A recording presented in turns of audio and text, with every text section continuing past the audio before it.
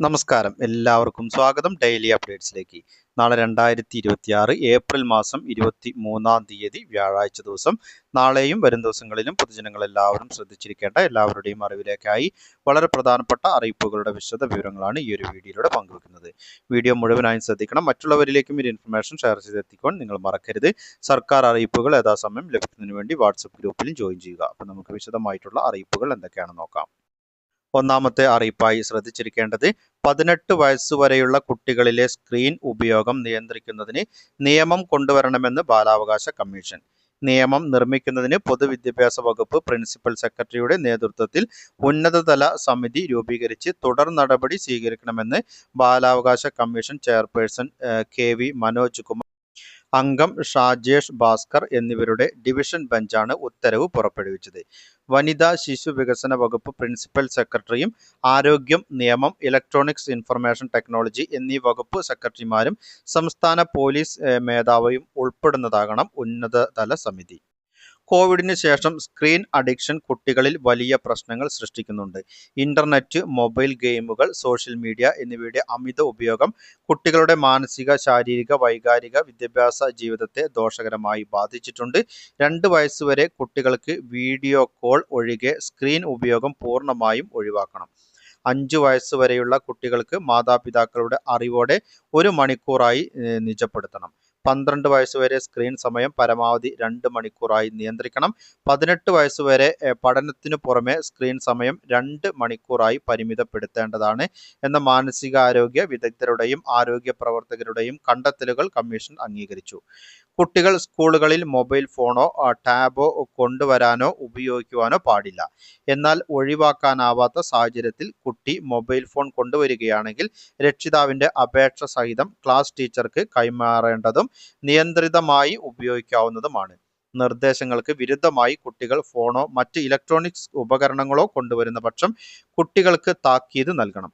കുറ്റം ആവർത്തിച്ചാൽ ഉപകരണം പിടിച്ചെടുത്ത് 7 ദിവസത്തിനു ശേഷം രക്ഷിതാവിനെ വിളിച്ചു വരുത്തി തിരികെ നൽകേണ്ടതാണ്. മൊബൈൽ ഫോണുകൾ കണ്ടെത്തുന്നതിന് ബാഗ് പരിശോധനയും ദേഹപരിശോധനയും നടത്തുന്നത് കുട്ടികളുടെ അന്തസ്സിനും അഭിമാനത്തിനും ഭംഗം വരുത്തുന്ന തരത്തിലാവരുത്. ഇത്തരം സന്ദർഭങ്ങളിൽ അധ്യാപകർ കുട്ടികളോട് ശിശു സൗഹാർദ്ദമായി പെരുമാറണം. കുട്ടികളിലെ ഫോൺ ഉപയോഗം സംബന്ധിച്ച് അധ്യയന വർഷാരംഭം PTA മുഖാന്തരം അച്ചടിച്ച നിർദ്ദേശങ്ങൾ രക്ഷിതാക്കൾക്ക് നൽകണം. ഡിജിറ്റൽ അവബോധം സംബന്ധിച്ച് ഒരു അധ്യയന വർഷം വിദഗ്ധരുടെ 2 മണിക്കൂർ ക്ലാസ് 4 തവണ സ്കൂളിന്റെ നേതൃത്വത്തിൽ ലഭ്യമാക്കുകയും വേണം. തൃശൂരിലെ വെടിക്കെട്ട് അപകടത്തിൽ ജീവൻ നഷ്ടപ്പെട്ടവരുടെ കുടുംബത്തിന് കേന്ദ്ര സഹായത്തിനു പുറമെ ഇപ്പോൾ സംസ്ഥാന സർക്കാരിന്റെ സഹായവും പ്രഖ്യാപിച്ചിരിക്കുകയാണ്. 14 ലക്ഷം രൂപ ധനസഹായം നൽകുമെന്ന് സംസ്ഥാന സർക്കാർ അറിയിച്ചു. കേരള മുഖ്യമന്ത്രിയുടെ ദുരിതാശ്വാസ നിധിയിൽ നിന്ന് 10 ലക്ഷവും സംസ്ഥാന ദുരന്ത പ്രതികരണ നിധിയിൽ നിന്ന് 4 ലക്ഷം രൂപയും നൽകാനാണ് മന്ത്രിസഭാ യോഗം തീരുമാനിച്ചത്. പരിക്കേറ്റവർക്ക് 2 ലക്ഷം രൂപ വീതവും ധനസഹായം നൽകും. സംഭവത്തിൽ ജുഡീഷ്യൽ അന്വേഷണം നടത്താനും മന്ത്രിസഭാ യോഗം തീരുമാനിച്ചു. ജസ്റ്റിസ് CN രാമചന്ദ്രൻ നായർ ഏകാംഗ ജുഡീഷ്യൽ കമ്മീഷനാണ് അന്വേഷണത്തിന്റെ ചുമതല. സംസ്ഥാനത്തെ സവിശേഷ ദുരന്തമായി പ്രഖ്യാപിക്കണമെന്ന് റവന്യൂ മന്ത്രി K രാജൻ വാർത്താ സമ്മേളനത്തിൽ പറഞ്ഞു. പരിക്കേറ്റവർക്ക് ചികിത്സ എവിടെയാണെങ്കിലും സൗജന്യമായിരിക്കുമെന്നും സർക്കാർ അറിയിച്ചു. 6 മാസത്തിൽ അധികം ചികിത്സ വേണ്ടിവന്നാൽ വേണ്ടിവരുന്ന ചികിത്സാ ചെലവ് CMCRF-ൽ നിന്ന് അനുവദിക്കും. രക്ഷാപ്രവർത്തനത്തിന്റെ ഭാഗമായി സ്വകാര്യ വ്യക്തിയുടെ വയലിന് നികത്തുകയോ കേടുവരുത്തുകയോ ചെയ്തിട്ടുണ്ട്. അത് പൂർവ്വസ്ഥിതിയിലാക്കി നൽകുമെന്നും മന്ത്രിമാരായ K രാജൻ വാർത്താ സമ്മേളനത്തിൽ അറിയിച്ചു. അപകടത്തിൽ കെട്ടിടങ്ങളുടെ നാശനഷ്ടം കണക്കാക്കി കളക്ടറിന്റെ റിപ്പോർട്ടിന്റെ അടിസ്ഥാനത്തിൽ നഷ്ടപരിഹാരം നൽകുമെന്നും ദുരന്ത പ്രതികരണ നിധിയിൽ നിന്ന് 50 ലക്ഷം കളക്ടർക്ക് കൈമാറിയിട്ടുണ്ടെന്നും മന്ത്രിമാർ അറിയിച്ചു.